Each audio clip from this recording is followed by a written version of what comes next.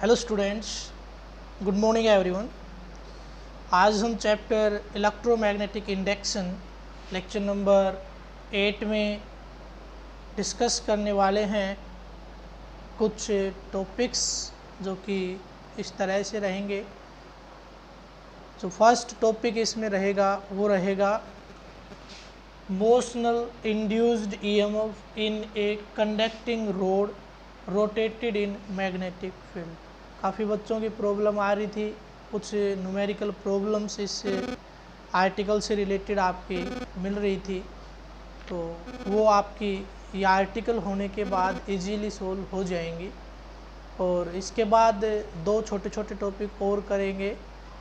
एक तो self induced EMF in A solenoid and एक एक्सपेरिमेंट है जिससे रिलेटेड क्वेश्चन बहुत बार पेपर में आ जाते हैं, तो आज हम क्लियर करेंगे। तो आइए फर्स्ट टॉपिक को हम क्लियर कर लेते हैं। टॉपिक है, जिस तरह का टॉपिक है वैसी हमारी कंसिडरेशन रहेगी। तो क्या मान के चल रहे हैं, देखिए पहले वीडियो को, पूरे वीडियो को अच्छे से देखते जाइए, कोई चीज़ नोट नहीं करनी है। मैंने पहले ही बता रखा है आपको कि वीडियो से कोई भी चीज़ अगर आप नोट करोगे तो वो सेकंड टाइम वॉचिंग में होनी चाहिए। फर्स्ट टाइम से अगर पहली बार में वॉच करते करते कर रहे हो तो इट मीन्स आप केवल और केवल फॉर्मेलिटी कर रहे हो, वो आपके समझ में नहीं आएगा। पहले वीडियो को अच्छे तरीके से पूरा देख लीजिए, उसके बाद उसके बारे में सोचिए कि हमने क्या क्या पढ़ा इस वीडियो में, क्या क्या हमने सुना, और उसके बाद दोबारा वॉच करते जाइए, लिखते जाइए। ठीक है, चलिए देखते हैं। तो सबसे पहले हम मान के चलते हैं, consider a uniform magnetic field, consider a uniform magnetic field directed perpendicular inward to the plane of paper, directed perpendicular inward to the plane of paper. तो ये हम एक यूनिफॉर्म मैग्नेटिक फील्ड कंसिडर करके चलेंगे।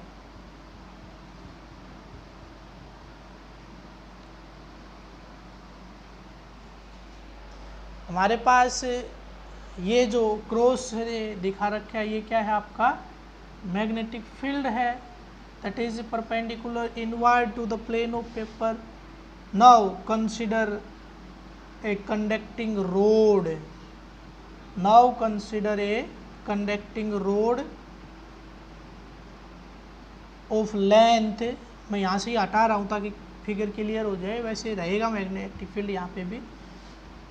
Consider a road of length L, एक road में लेके चल रहा हूँ जिसकी लेंथ क्या ले रहा हूँ मैं, एल ले रहा हूँ, and its position is as shown in figure by OP. इस फिगर में जिसकी पोजीशन है या ओरिएंटेशन है वो ओपी से शो आउट की गई है। Clear. Now the road is moves through an angle alpha, through an angle alpha in this uniform magnetic field, and the new position of this road is OP dash। ठीक है, तो यहाँ से ये इसकी क्या हो जाएगी, इसको बोलते हैं P dash is the arc, and according to formula angle is equal to arc by radius। we can write alpha is equal to arc क्या है P dash अपॉन रेडियस क्या है OP। तो यहाँ से alpha is equal to P dash अपून में L आ गया। तो कहीं ना कहीं इस कंप्लीट का एरिया निकालने के लिए मेरे को ज़रूरत पड़ेगी P डैश की, आर्क की, तो वो मैं निकाल के रखता हूँ। P dash is equal to, therefore P dash is equal to L into alpha. This is equation number first, this is equation number first. ये मैंने कंसिडर कर लिया है, ये मेरा क्या आ गया है L अल्फा। कितना समझ में आ गया होगा, बहुत इजी है, बाकी इसमें ज़्यादा कुछ है नहीं, बहुत ज़्यादा इजी है। अगर आपको कोई प्रॉब्लम लग रही है तो पॉज करिए यहीं पे और वापस एक बार जो मैंने बोला उसको दोबारा सुन लीजिए, लेकिन क्लियर करके चलना है। ऐसा नहीं है कि शायद ये कहा था शायद वो कहा था, ऐसा नहीं होना चाहिए। और कभी भी ऐसा नहीं होना चाहिए जब वीडियो वॉच कर रहे हो तो अगर उससे पहले का पार्ट आपके माइंड में चल रहा है कि अब थोड़ी देर पहले ये हुआ था, तो आगे वीडियो को मत चलने दीजिए, पहले वीडियो को पॉज कर लीजिए, फिर सोचिए पहले क्या हुआ, तो उसके बाद फिर दोबारा आगे देखिए। ऐसा नहीं है पीछे वाला माइंड में चलता रहे, वीडियो भी आगे चलता रहे, फिर आगे का भी नहीं आएगा, पीछे का भी गया सब। ठीक है। तो ये मेरे पास आ गया। Now according to definition, induced EMF is equal to d phi by dt and magnetic flux phi is equal to BA cos theta। क्या होता है BA cos theta? What is the angle between area vector and direction of magnetic field? The area vector is always perpendicular to the surface of the material और the given area, उस area के हमेशा क्या रहता है, perpendicular. तो ये जो एरिया है ये अंदर अंदर हो गया OP डैश, इस एरिया के परपेंडिकुलर यही डायरेक्शन होगी या नहीं होगी। चलिए, तो इसके अलोंग अगर मैं देखूँ यहाँ पे ये मैग्नेटिक फील्ड भी है, ये भी आपकी इसी डायरेक्शन में है। इट मीन्स यहाँ पे इसकी वैल्यू तो होगी 1, तो इसको लिखने की ज़रूरत है नहीं। क्या लिख देता हूँ मैं, BA। तो ये BA उठा के यहाँ रख दूँ तो इज इक्वल टू D, ये B बाहर ले आता हूँ, A/dt। ये मेरे पास फॉर्मूला बन गया। अब मेरे को यहाँ पे एरिया निकालना है, तो ये बताओगे आप पे, चलो यहीं पे बता देता हूँ। Where A is the area of OP dash, where A is area of OP dash. तो हमें क्या निकालना है यहाँ पे, area of OP dash is 1/2 L into क्या होता है भाई formula, 1/2 into base into height. तो हमें यहाँ पे इसकी जगह पे क्या यूज़ करना है, ये P डैश यूज़ करना है। तो यहाँ पे मैं चलो थोड़ा सा आपको समझ में और अच्छे से आ जाए इसलिए मैं लिख देता हूँ OP into P dash. Now by using equation first, आगे लिख दीजिए, now by using equation first A is equal to 1/2 OP कितना है, L इंटू में L अल्फा। क्या निकाल के रख रखा है ना इक्वेशन फर्स्ट में, यहाँ पे लिखोगे। Now by using equation first we can write A is equal to this और which is equal to 1/2 alpha L square. ये मेरे पास A की वैल्यू आ गई है। ये मेरे पास किसकी वैल्यू आ गई है, A की वैल्यू आ गई है। अब इस A की वैल्यू को उठा के हम कहाँ रख देंगे, फॉर्मूला में रख देंगे। चलिए अब मैं फॉर्मूला यहाँ पे इसको हटा रहा हूँ, जो डायग्राम था इसको, तो देख लेते हैं क्या होगा। देखिए इसको नाम दे लीजिए इक्वेशन नंबर स्टार, है ना, स्टार नाम देता हूँ। Now put the value of A from equation second in equation star. On putting the value of A from equation second in equation star we get E is equal to, मैं ये लिख रहा हूँ B बार और अंदर बच गया d/dt of 1/2 alpha L square. ये मेरे पास बचा। अब यहाँ पे इस 1/2 और L स्क्वेयर को ले आता हूँ बाहर, तो ये आ गया आपके पास 1/2 BL स्क्वेयर और अंदर बच गया आपका d∝/dt। और ये आपको पता है d∝/dt ये क्या है, एंगुलर डिस्प्लेसमेंट अपॉन में टाइम। ये क्या होगा, एंगुलर एक्सेलरेशन। तो ये किसका फॉर्मूला है, angular sorry angular velocity, displacement upon time, angular velocity. और एंगुलर वेलोसिटी को किससे लिखते हैं? ओमेगा से। इट मीन्स यहाँ पे मैं क्या यूज़ करूँगा? Is equal to 1/2 B omega L square. That is the final expression, that is the final expression. अब आपको बताना है where omega is the angular velocity, where omega is the angular velocity and omega is equal to D alpha by D T. ठीक है, ये था आपका motional EMF for a conducting rod which is rotates in uniform magnetic field. तो इससे related कोई भी question अब आपका गलत नहीं होना चाहिए। कोई भी डाउट अगर आपका रहता है तो उसको मेरे से ज़रूर क्लियर कर लें। कोई बात अगर समझ में नहीं आई हो तो मेरे से ज़रूर डिस्कस कर लें। तो नेक्स्ट जो है वो मैं एक छोटा सा एक्सपेरिमेंट करने जा रहा हूँ। ध्यान से देखते जाइए, एक एक्सपेरिमेंटल सेटअप है, आपको बड़े ध्यान से देखना है। ठीक है, उस एक्सपेरिमेंट में आपका बहुत ही अच्छा रिजल्ट निकल के आएगा, और जो रिजल्ट निकल के आएगा उससे रिलेटेड कॉन्सेप्चुअल क्वेश्चन बहुत बार एग्ज़ाम्स में पूछे गए हैं। जो आपका सीबीएसई फाइनल एग्ज़ाम होता है सीबीएसई बोर्ड का, उसमें पूछे जाते हैं। तो उसको हम क्लियर कर लेते हैं, और वो है experiment to demonstrate self induction. Self induction के डेमोन्स्ट्रेशन के लिए क्या है? एक्सपेरिमेंट है। देखिए मैंने क्या लिया, एक सॉफ्ट आयरन कोर ली। क्या ली? एक सॉफ्ट आयरन कोर ली, और उसके को कर दिया इंसुलेट। सॉफ्ट आयरन कोर को कर दिया insulate. Now we wound a copper wire which is well laminated is wound over this soft iron core।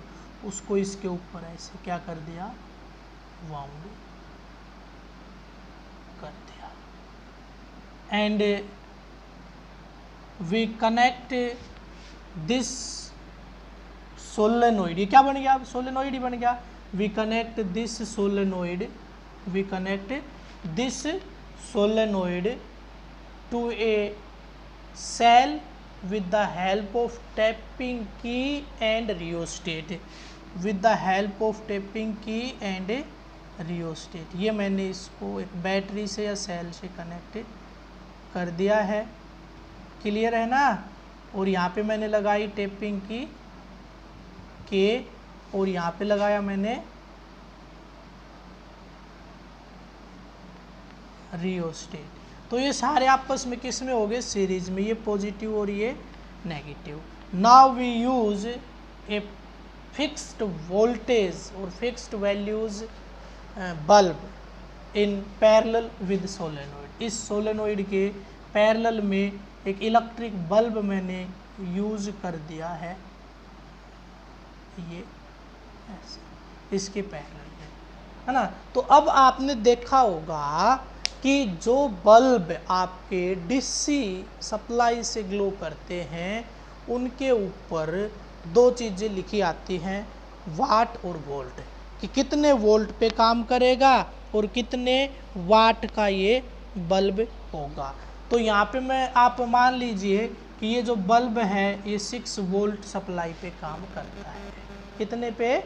6 volt पे आता है ना भाई। देखिए आपकी जो बैटरी होती है या सेल होती है या कोई डिवाइस होती है, जैसे चार्जर वगैरह होते हैं, इनके ऊपर लिखा होता है ये 6 वोल्ट लेंगे, 12 वोल्ट लेंगे, ये 9 वोल्ट लेगा, ऐसे उनके ऊपर लिखा होता है। तो ऐसे ही जो बल्ब है इसके ऊपर लिखा हुआ था कि ये 6 वोल्ट पे काम करेगा ना। इससे ज़्यादा का भी हो सकता है, कम का भी हो सकता है।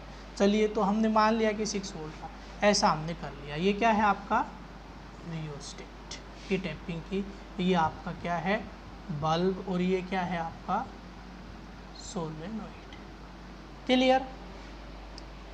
अब देखिए मैंने इस टैपिंग की को ऑन किया। भाई सुन लीजिए ध्यान से, जो लिखना है वो आप अपने अकॉर्डिंग लिख लेना, क्योंकि पेपर में आपका डायग्राम का सेटअप आता है और वो पूछ लेता है कि ऐसा करने पे बल्ब के साथ क्या होगा। यानी ये एक्टिविटी या एक्सपेरिमेंट है, इसको ज़्यादा अच्छी सी लैंग्वेज में लिखने की ज़रूरत नहीं है, ऐसी लैंग्वेज में नोट कर लीजिए जिससे आपको समझ में आ जाए, आपका ये क्लियर हो जाए। ऐसा अगर कॉन्सेप्चुअल क्वेश्चन आ जाए तो आप उसका आंसर बिल्कुल कॉन्फिडेंस से और सही दे पाओ। इस तरीके से आपको इसी किसी भी लैंग्वेज में आप लिख सकते हो, कोई प्रॉब्लम नहीं है। चाहे आप हिंदी में लिख दो, इंग्लिश में लिख दो, कोई प्रॉब्लम नहीं है। चाहे आप मिक्स में लिख दो, चाहे आप SMS भाषा में लिख दो, कोई दिक्कत नहीं है, आप कैसे भी लिख लो, ठीक है। तो ये मेरे पास सेटअप था। मैंने इस टैपिंग की को ऑन कर दिया, टैपिंग की को ऑन कर दिया, डेफिनेटली बल्ब ग्लो करेगा, बल्ब ग्लो कर गया। चलिए अब मैंने क्या किया, इस रियोस्टेट की हेल्प से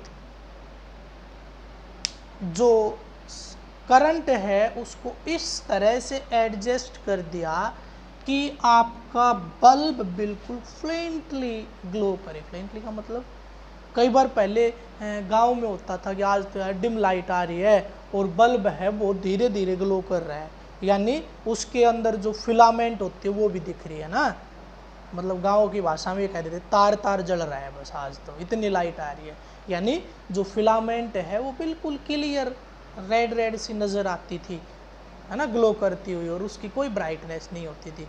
तो मैंने ऐसा ही किया, आपको क्या करना है, ऐसा ही करना है। इस रियोस्टेट से उस करंट को ऐसा सेट कर दो कि बल्ब बिल्कुल डिम सा जले, यानी इसके अंदर जो फिलामेंट है वो रेड रेड सी बिल्कुल साफ नज़र आए ना, बिल्कुल डिम आपका ये ग्लो करे।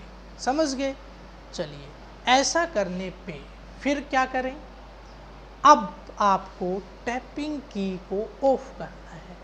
अब आपको टैपिंग की को ऑफ करना है और ये बल्ब उस टाइम पे जब ऑफ कर रहे हो उस टाइम पे क्या करेगा वो आपको नोट करना है। वो आपको क्या करना है, नोट करना है। ध्यान दीजिए, जिस टाइम पे ये टैपिंग की ऑफ होगी उस टाइम पे magnetic flux link with the coil, magnetic flux link with the coil is changes very very fast, वो बहुत फास्ट चेंज होगा। And hence EMF induced EMF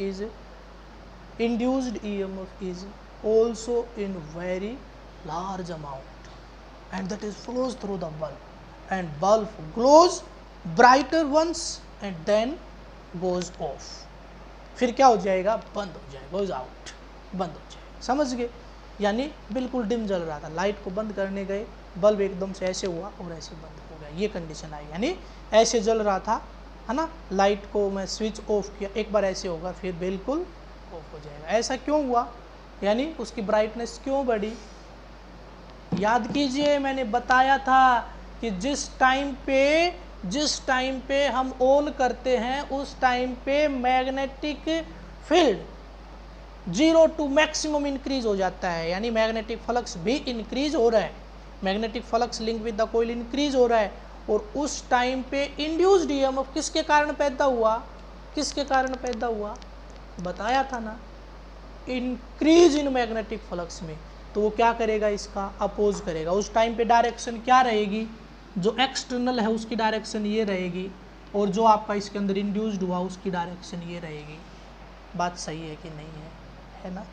चलिए उसके बाद इसको जब ऑफ कर रहे हो तो डिक्रीज होगा, क्या होगा, डिक्रीज। अब EMF इंड्यूस्ड किसके कारण हुआ, डिक्रीज के कारण हुआ, तो वो क्या चाहेगा, इंक्रीज करना। इंक्रीज तो किस डायरेक्शन में होगा, इस डायरेक्शन में, तो इंड्यूस्ड EMF की डायरेक्शन ये हो जाएगी। क्या ऐसा होता है कि स्विच को बंद करते हैं तो जितना करंट जा चुका था वो वापस आएगा, नहीं आता ना, यानी करंट की डायरेक्शन नहीं बदलती, इसमें डायरेक्शन यही रहती है और बाहर ये, यानी ये इसका साथ दे देता है। तो जो बल्ब के अंदर से करंट जा रहा था वो उसी डायरेक्शन में रहा। ठीक है, बात समझ में आई ऐसा क्यों हुआ? अब आपके टास्क सुन लो इसी एक्सपेरिमेंट में। क्या होगा जिस टाइम पे बल्ब जो स्विच है उसको ऑन करेंगे, what happened with the bulb when switch is on. जब स्विच को ऑन करोगे तो बल्ब एकदम से तेज जलेगा, उसके बाद धीरे हो जाएगा, या उसकी जो ब्राइटनेस है वो कम हो जाएगी, या फिर एकदम से या शुरू में क्या होगा, धीरे धीरे ग्लो करता करता फिर उसकी ब्राइटनेस बढ़ जाएगी। ये आपकी टास्क है। एक्सपेरिमेंट समझ में आया, कब साथ दे रहा है कब नहीं दे रहा है, ये बात आपके समझ में आ गई। ठीक है, क्लियर हुई ये चीज़? चलिए एक छोटा सा टॉपिक और कर लेते हैं, और वो है आपका self inductance of a long solenoid. Self inductance of a long solenoid. Note जरूर कर लेना इस एक्टिविटी को, नोट जरूर कर लेना, क्योंकि क्या होता है, ये मेरे को पता है जितने बच्चे वीडियो को देख रहे हैं 100% सभी की ये चीज़ तो क्लियर होगी कि बंद करते हैं उस टाइम पे बल्ब तेज़ क्यों जला। ये तो सभी की क्लियर होगी, क्योंकि डिक्रीजिंग के कारण हुआ और इंड्यूस्ड ईएमएफ ने डिक्रीजिंग को क्या करने की कोशिश की, इंक्रीज, और डायरेक्शन क्या होगी उस टाइम पे, दोनों की सेम होगी, इसलिए क्या हो गया, बल्ब एक बार ग्लो फास्ट किया, ऐसा ही हुआ ना। लेकिन मेन कारण क्या लिखोगे, जो इंड्यूस्ड ईएमएफ किसके कारण होता, चेंज इन मैग्नेटिक फ्लक्स। जो चेंज था वो बहुत फास्ट था, जितना फास्ट चेंज होगा, rate of change of magnetic field is faster than the amount और magnitude of induced EMF is also very large. जितना फास्ट उतना ही ज़्यादा होगा। क्या होता था, ये आपका d∅dt है ना, rate of change of magnetic flux. जितना फास्ट होगा उतना ही ज़्यादा आपका, या जितना ज़्यादा होगा उतना ही ज़्यादा आपका इंड्यूस्ड ईएमएफ होगा। ठीक है, तो rate of change of magnetic flux बहुत फास्ट होता है किस टाइम पे, जब स्विच को ऑफ करते हैं। आपको हुआ था क्या, उसके अंदर होता है क्या सर्किट के अंदर, वो मैंने आपको समझा दिया है, और ये मैं मान रहा हूँ कि 100% सभी बच्चों को समझ में आ गया होगा।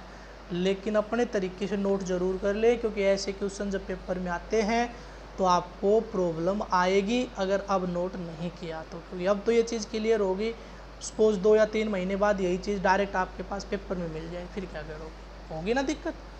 ठीक है, चलिए, तो वो दिक्कत ना हो इसलिए आप इसको अच्छे तरीके से नोट जरूर कर ले, अपनी भाषा में कर ले, कोई दिक्कत नहीं है, क्योंकि ये एक्टिविटी ये एक्सपेरिमेंट पेपर में नहीं आते हैं। चलिए नेक्स्ट क्वेश्चन मैं कह रहा हूँ, self inductance of a long solenoid. Self inductance of a long solenoid. Self inductance of a long solenoid, एक लंबे से बड़े से सोलेनोइड के लिए सेल्फ इंडक्टेंस। तो देखिए जैसे टॉपिक से ही पता चल रहा है, हम वो मान लेंगे कंडक्टर, जो सोलेनोइड है वो हमें कंसीडर करना पड़ेगा। तो नोट कीजिए, let us consider a long solenoid of length L। Let us consider a solenoid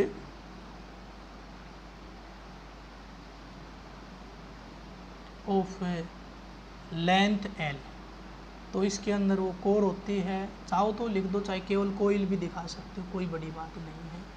तो ये मेरे पास एक सोलेनोइड है जिसके ऊपर ऐसे वाइंडिंग कर रखी है, इसकी जो लेंथ है वो हमने कंसीडर की है L। Let us consider a long solenoid of length L and area of cross section A, and area of cross section A, cross sectional area A। Cross sectional area क्या मान लिया हमने, A मान लिया। And having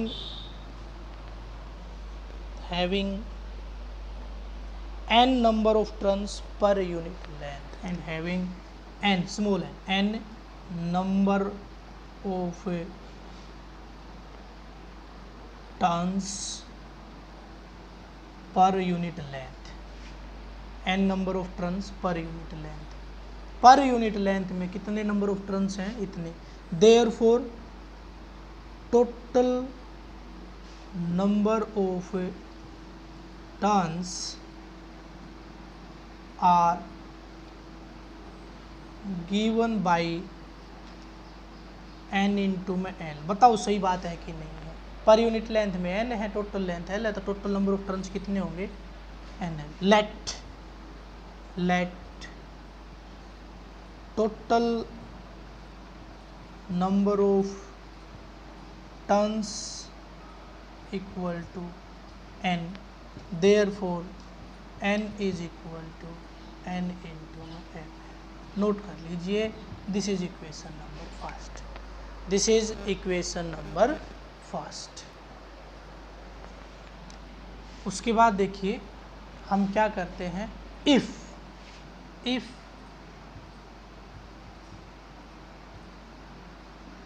I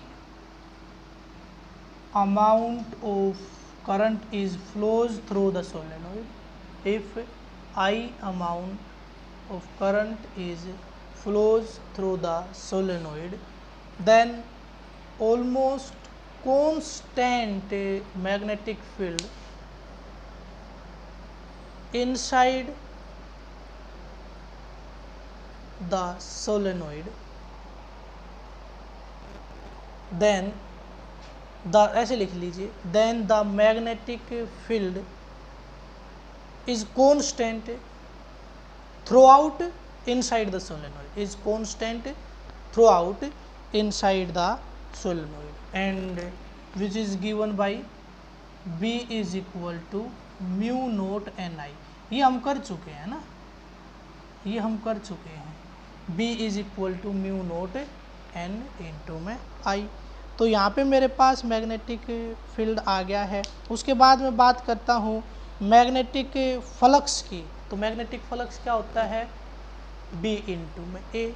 तो magnetic flux link with each turn, magnetic flux link with each turn, note कर लीजिए, magnetic flux link with each turn, phi each लिख दूँ, phi each is equal to, वो क्या होता है, बी इंटू ए, और which is equal to mu naught N I into में A, where A is the area of cross section, that is what is the area of cross section, pi are square, जो कि किसके बराबर होता है, पाई are square के बराबर। If R is the radius of the coil, या radius of the solenoid, जिस भी रोड के जो सोलेनोइड के जो ये कोइल है ना ऊपर वाउंड की है जो कोइल, उसका जो रेडियस है वो अगर आर हो तो ये किसके बराबर होगा, पाई आर स्क्वायर के बराबर होगा। तो अब हमें निकालना है टोटल मैग्नेटिक फ्लक्स। तो ये जो इक्वेशन आई इसको आप नोट करके रख लीजिए, N is equal to N into में एल, ये अपने काम की इक्वेशन है, इसको यहाँ नोट करके छोड़ता हूँ और इस पार्ट को मैं यहाँ से हटा देता हूँ, इस पार्ट को मैं यहाँ से हटा रहा हूँ, ठीक है। अब हमें टोटल मैग्नेटिक फ्लक्स निकालना है।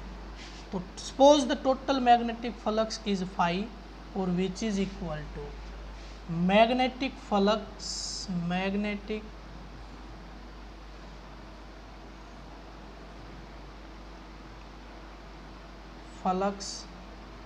Linked with each coil, each turn कर देता हूँ, each turn into total number of turns.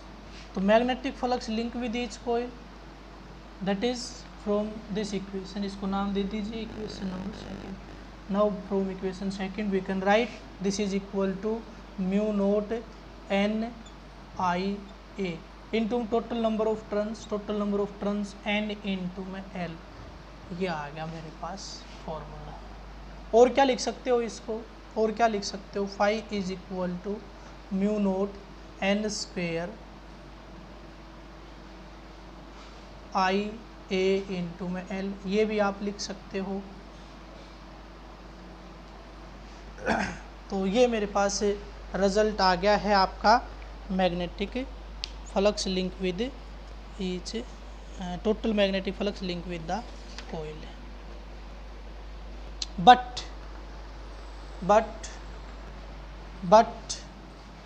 हमने जो अभी सेल्फ इंडक्टेंस पढ़ा था वो तो क्या था, but we know that phi is equal to L into I, this is equation number third और this one is equation number, but phi is equal to L into में आई। ये होता है कि नहीं होता है, एल इंटू में phi is equal to L self inductance, coefficient of self inductance, into में आई। अब हम क्या करें, दोनों इक्वेशंस को कंपेयर करके यहाँ पे एल निकाल देते हैं, बस यही करना था, दोनों इक्वेशंस को कंपेयर कर दीजिए। Now by using equation third and fourth we can write, इन दोनों को बराबर रखूँगा तो आई से आई क्या हो जाएगा, कैंसिल। में क्या लिख सकता हूँ, L is equal to mu naught N square A into L. ये L coefficient of self inductance था ना, सेल्फ इंडक्टेंस जिसको हम बोलते हैं। कभी ये एल और ये एल आपस सेम करके काट दो, ऐसा नहीं है, ये सेल्फ इंडक्टेंस है और ये क्या है, लेंथ ऑफ द सोलेनोइड है। तो ये आ गया अपने पास फाइनल रिजल्ट, ये आ गया अपने पास फाइनल रिजल्ट। अगर आप चाहो तो इस n की जगह पे ये यूज़ कर सकते हो, by using equation first we can write n is equal to n upon में l। तो ये स्क्वेयर है तो यहाँ पे क्या हो जाएगा, और l is equal to mu naught a into में l into n square upon l square. इस l स्क्वेयर से ये l कैंसिल, तो आपके पास ये भी बहुत ज़्यादा यूज़ होता है, mu naught a n square upon n। ये फॉर्मूला भी बहुत ज़्यादा बार यूज़ आपका होता है। ये दोनों फार्मूलाज आपके बहुत ज़्यादा इम्पोर्टेंट हैं, ठीक है। तो यहीं से आपको बताना है कि जो सेल्फ इंडक्टेंस है वो किन किन फैक्टर्स के ऊपर डिपेंड करता है। तो ये तो आप सभी को दिख रहा है कि टोटल नंबर ऑफ टर्न्स के स्क्वायर के ऊपर डायरेक्टली डिपेंड कर रहा है, टोटल नंबर ऑफ टर्न्स के स्क्वायर के ऊपर डायरेक्टली डिपेंड करता है, and also directly depend upon area, also directly depend upon area, ठीक है। क्रॉस सेक्शनल एरिया ए के ऊपर भी आपका डायरेक्टली डिपेंड करता है। और अगर बात करें कि म्यू नोट आ रहा है यहाँ पे, अगर मैं यहाँ पे एक पर्टिकुलर कोर लेता हूँ कोई भी इस सोलेनोइड के अंदर, तो उसके जो रिलेटिव परमिटिविटी है उसके ऊपर भी ये डिपेंड करेगा। अगर वो इस किसी की म्यू आर है तो ये क्या हो जाएगा, इसका म्यू आर टाइम्स हो जाएगा, यानी एल इज इक्वल टू, अगर किसी की म्यू आर है तो इनटू में ये आपका एज इट इज़ रहेगा, इनटू में एल इज इक्वल टू इतना times of initial L dash कर देता हूँ ना, नया एल क्या होगा, इतने टाइम्स हो जाएगा इसका जो आपका इनिशियल वैल्यू एल की थी उसका। यानी इस फॉर्मूला में अगर आप चाहो तो क्या कर सकते हो, ये आ जाएगा आपका, है ना। अगर आपकी क्या हो, ये क्या हो, फ्री स्पेस ना होके इसमें कोई मटेरियल रखा हो जिसकी रिलेटिव परमिबिलिटी कितनी हो, म्यू आर हो, ठीक है। क्लियर है। तो ये भी आपका बहुत बार पूछा जाता है क्वेश्चन में, वो बता देते हैं कि यहाँ पे सॉफ्ट आयरन कोर रखी है जिसकी रिलेटिव परमिबिलिटी इतनी है, तो रखनी पड़ जाती है न्यूमेरिकल प्रॉब्लम्स में। तो क्लियर हो गया होगा। तो आज की वीडियो में इतना ही। इसके बाद आपका मैं एक असाइनमेंट इस वीडियो के नीचे आपका डाल रखा है, वो भी आपको आज कवर करना है और सभी बच्चों को मेरे साथ शेयर करना है। तो कल जो आपका MCQ टेस्ट हुआ था उसमें जो एक क्वेश्चन था, शायद क्वेश्चन नंबर 16, उसके जो नंबर थे वो मेरे से ऐड उसमें नहीं हो पाए, है ना। जो क्वेश्चन हम बनाते हैं ना इसे पे ऑनलाइन टेस्ट पे, उसमें हमें उसके मार्क्स सेट करने पड़ते हैं। तो पता नहीं मैंने मार्क्स उसमें क्या होता है, अगर आपका नेट कंटिन्यू चलता रहेगा तो ऐड हो जाएगा। अगर नेट 1 सेकंड के लिए भी चला गया तो उस सेकंड के दौरान जो आपने लिखा है वो आएगा नहीं। और दूसरा, फिर हम टोटल मार्क्स कितने मार्क्स का बन गया ये उसमें हम चेकआउट नहीं कर सकते जब तक हम टेस्ट को नहीं देंगे। यानी उस टेस्ट को हम क्या करेंगे, उस टेस्ट को देंगे पहले और फिर क्या करेंगे, उसको चेक करेंगे, तब पता चलेगा कि किस क्वेश्चन के मार्क्स नहीं हैं, है ना। क्योंकि हर क्वेश्चन में फिर इंडिविजुअल आता है ना कि 0 में से 1 में से 0, 1 में से 1 ऐसे आता है। तो वो बाद में पता चला मेरे को कि 16th क्वेश्चन था उसके मार्क्स ऐड नहीं हो पाए, ठीक है। तो उसके मार्क्स मैं किसी के भी ऐड नहीं करूँगा, चाहे वो किसी का गलत हो या सही हो। उसके हिसाब से मैं उस पेपर में देख के और वो आपके नंबर हैं वो दे दूँगा। 19 में से मार्क्स थे, तो कुछ बच्चे कह रहे हैं कि 2 न्यूमेरिकल्स के आंसर भी रोंग आ रहे हैं जो कि ऑप्शन में नहीं है। तो मैं उनको आज सभी के चेक करके और आपके कितने मार्क्स आए हैं वो मैं आपके पास डाल दूँगा। तो इस वीडियो में जो आपने पढ़ा है उसको अच्छे तरीके से कंसंट्रेशन से समझिए, मेडिटेशन कीजिए और उसके बाद असाइनमेंट को सोल्व कीजिए। आज के वीडियो में इतना ही। थैंक्स।